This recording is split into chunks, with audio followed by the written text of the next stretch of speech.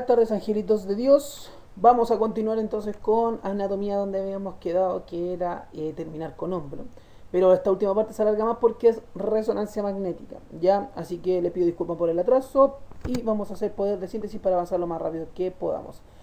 Entonces, antes de adentrarnos, hay que recordar que existen tres representaciones de la anatomía de hombre por resonancia magnética, que son sus representaciones en los cortes axiales, paracoronal y sagital o parasagital. El tema es que más o menos entender cuál es la orientación que reciben los cortes para saber, ¿cierto?, cómo es el alineamiento de la disposición de la estructura. Y por lo tanto vamos a analizar esto, que el corte axial, por ejemplo, toma estructuras que abarcan desde la área superior a la articulación acromioclavicular hasta el borde inferior de la porción glenohumeral. Y esta línea azul marca el eje del corte. Por lo tanto, este corte puede tener dos orientaciones: una que es perpendicular a la articulación glenohumeral o en su defecto paralelo a la articulación, o sea, al músculo supraespinoso. Lo mismo ocurre con el corte sagital.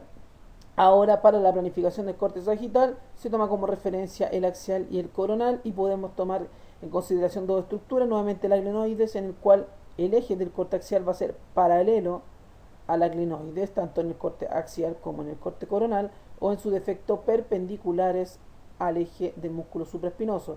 Aquí es importante que este corte tiene que agregar un poquito el extremo borde lateral de la cabeza del húmero, ya que tenemos que ver cómo se van insertando los manguitos rotadores, especialmente el supraespinoso. Y por último, el corte coronal o paracoronal, que va también perpendicular al eje de la articulación glenohumeral o en su defecto siguiendo el eje paralelo a la inserción del músculo supraespinoso. Bueno, ya conocemos la estructura ósea que vamos a evaluar, ya que lo vimos en radiografía y también en tomografía computada. Por lo tanto, vamos a hacer una pasadita rápida, principalmente para no perder tiempo en esta parte, ya que lo que nos importa son los músculos y los espacios y también los ligamentos. Por lo tanto, la primera estructura que estamos viendo, corte axial.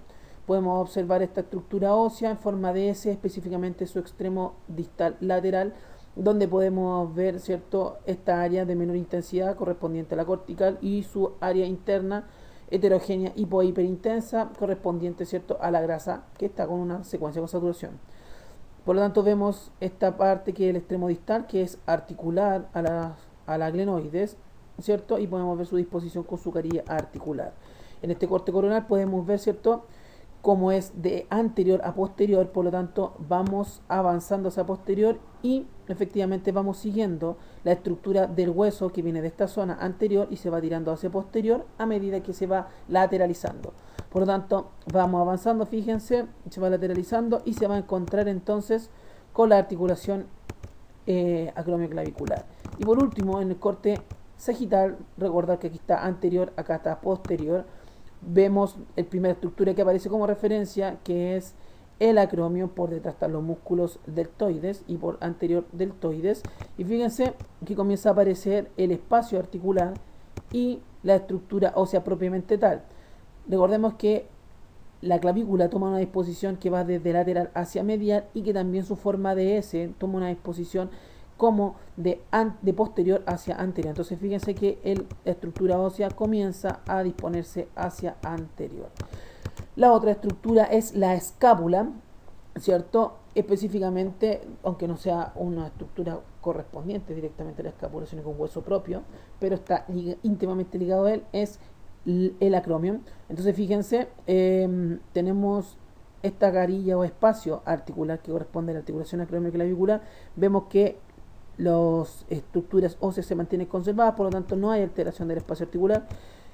Este acromio da una vuelta hacia posterior, ¿cierto?, en el corte axial, y hacia adelante podemos identificar esta zona correspondiente a la apófisis coracoide, y por lo tanto este acromio que está hacia posterior comienza a transformarse en la espina. También, ¿cierto?, esta apófisis coracoide se empieza a juntar hacia el centro, ¿cierto? Valga la mala explicación. Pero empiezan a formar esta porción de la escápula que corresponde al cuerpo, el cuello y su extremo más lateral, que es la porción o apófisis glenoidea, con su carilla articular y estas porciones de menor intensidad correspondientes al labrum. Fíjense esa línea de mayor intensidad correspondiente a la carilla articular. Entonces vamos bajando, fíjense, vamos dejando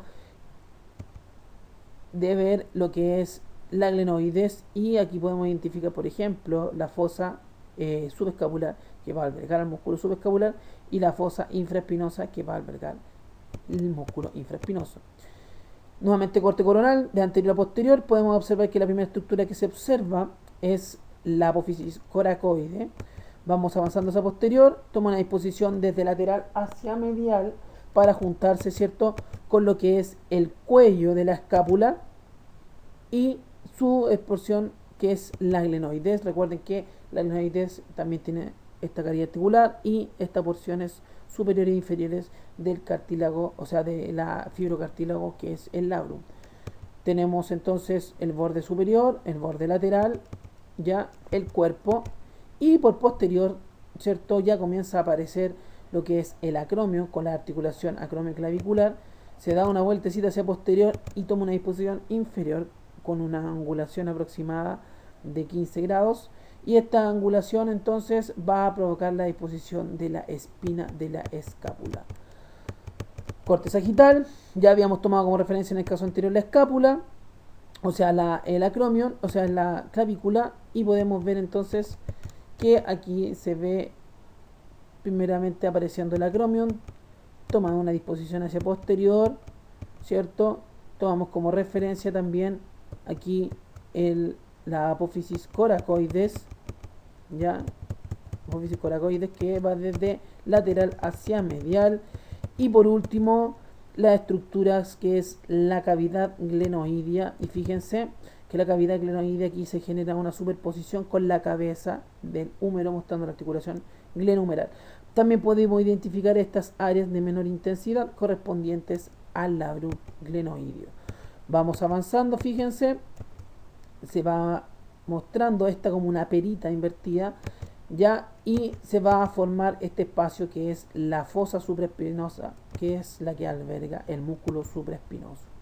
Tenemos nuestra I, ya, donde tenemos la espina y formamos lo que es el cuerpo con la fosa subescapular e infraespinosa. Y por último, el húmero, que tiene distintas porciones. La primera más hacia proximal, correspondiente a la cabeza del húmero con su carilla articular para la porción glenohumeral. Y también tenemos estos dos tubérculos, que es el tubérculo menor hacia medial y el tubérculo mayor hacia lateral. Y lo importante son las inserciones. Recuerden que aquí a nivel del tubérculo menor se inserta los ligamentos glenohumerales y además lo que es el tendón del músculo subescapular, y por otro lado a nivel del tubérculo mayor se insertan las estructuras relacionadas con el manguito rotador, específicamente el supraespinoso, el infraespinoso y el redondo menor. Entre estos dos tubérculos se genera un surco o una corredera, que es por donde pasa la porción larga del bíceps, y por lo tanto podemos identificarla como la corredera bicipital. ¿Ya? También tenemos una visión coronal. Nuevamente aparece la cabeza del ¿cómo se llama? La cabeza del húmero, y podemos observar distintas estructuras. Por ejemplo, esta parte que está por acá, fíjense que está una estructura de menor intensidad correspondiente a la porción larga del bíceps, y aquí entonces encontramos la porción del tubérculo menor. Avanzamos hacia posterior, carilla articular, comienza a aparecer el tubérculo mayor, y aquí también podemos identificar otros hitos anatómicos, como por ejemplo el cuello anatómico, el cuello quirúrgico. ¿Ya? Fíjense también la diferencia entre los componentes de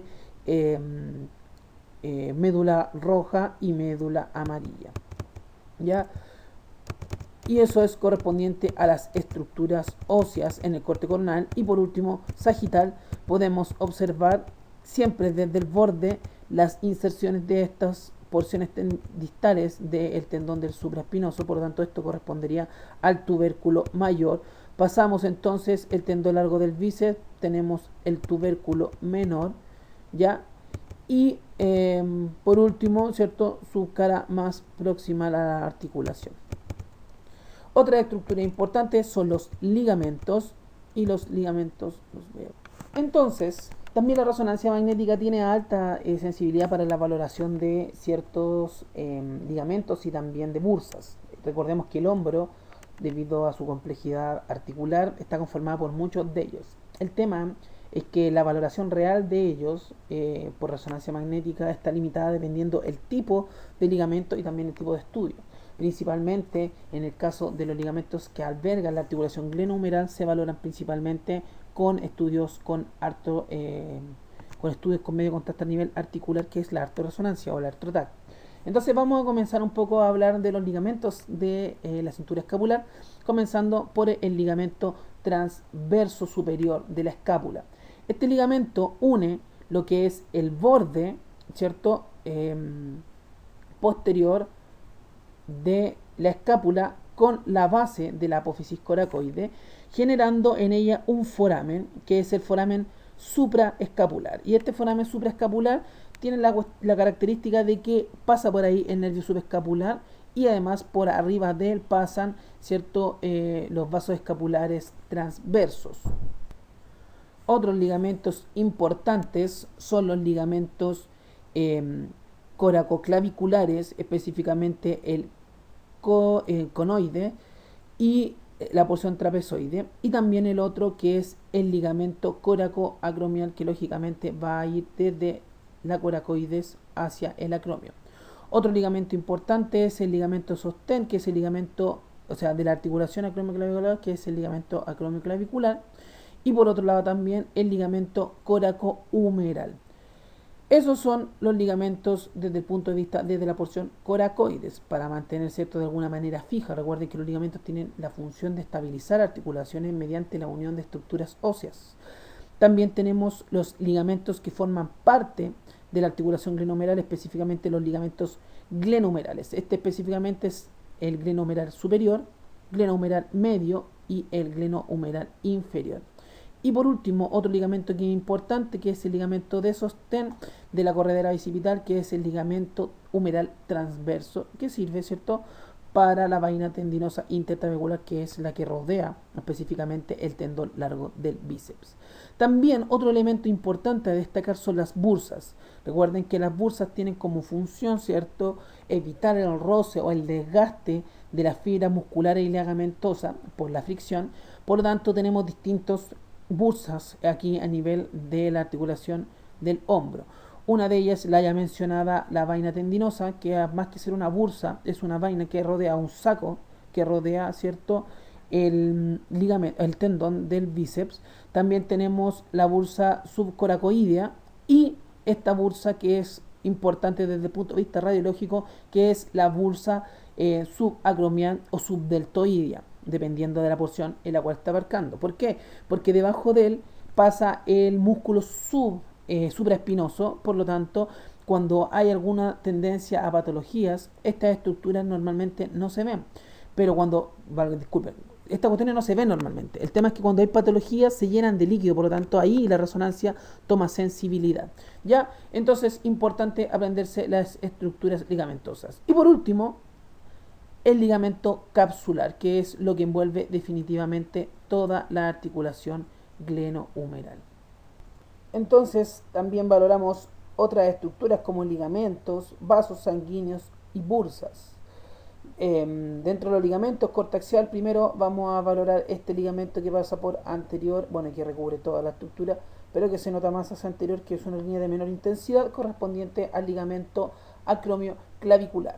Los otros ligamentos, como por ejemplo el ligamento coracoacromial, trapezoide o coracoacromial y el coracoclavicular, cuando son las porciones trapezoide y las porciones coronoides, no se pueden visualizar muy bien a los cortes axiales, por lo tanto los vamos a omitir, pero sí podemos empezar a visualizar, por ejemplo, esa estructura de menor intensidad que está cercana a la porción glenoidea correspondiente al ligamento glenohumeral superior.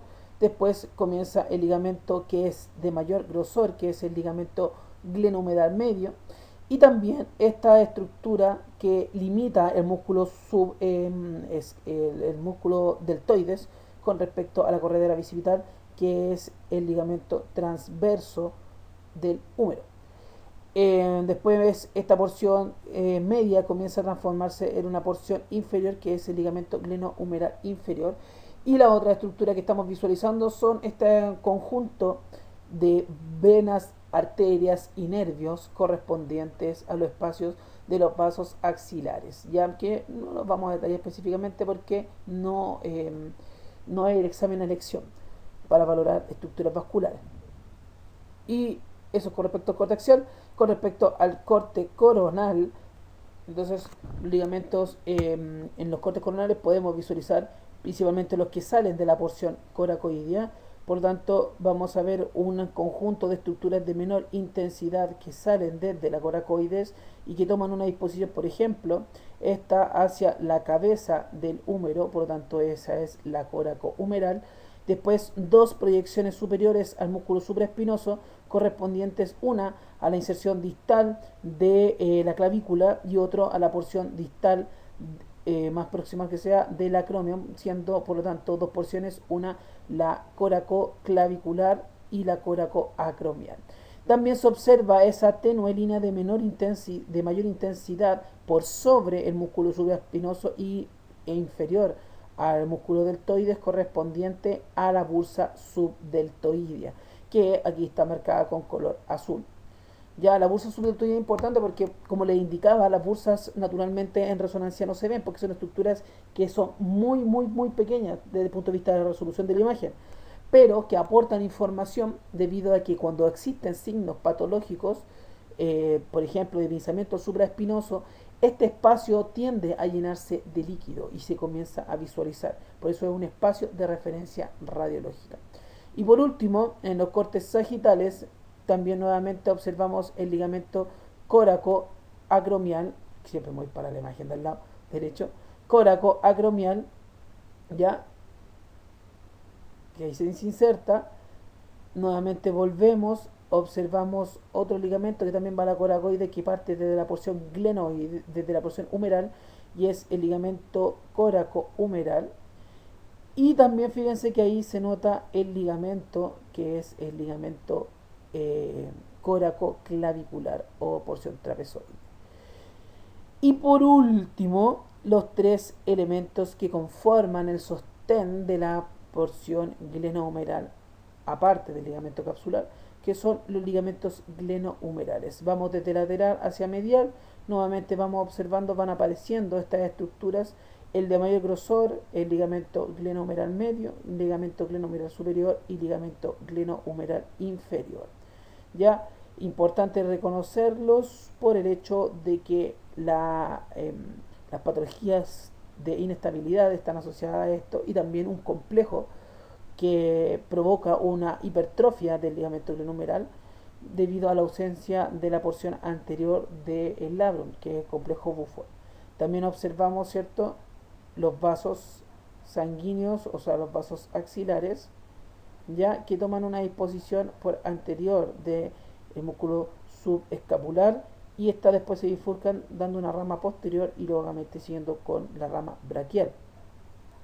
Ya, entonces esto sería con respecto a los ligamentos a nivel de la articulación del hombro.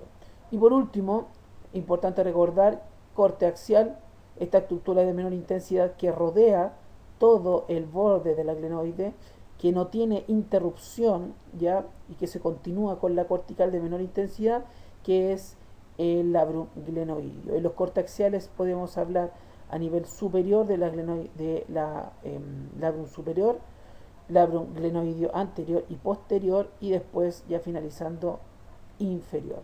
También podemos ver el músculo que es el tendón del bíceps, pero lo que resalto aquí es que esto está rodeado por una bursa o una vaina que se. Nuevamente, cortes coronales, podemos observar la porción glenoides superior, que por ejemplo utiliza como referencia la lesión de SLAP. Nuevamente superior, inferior, aquí inferior importante por las lesiones de Bankart, superior y por último posterior. Eso es con respecto a lo que es ligamentos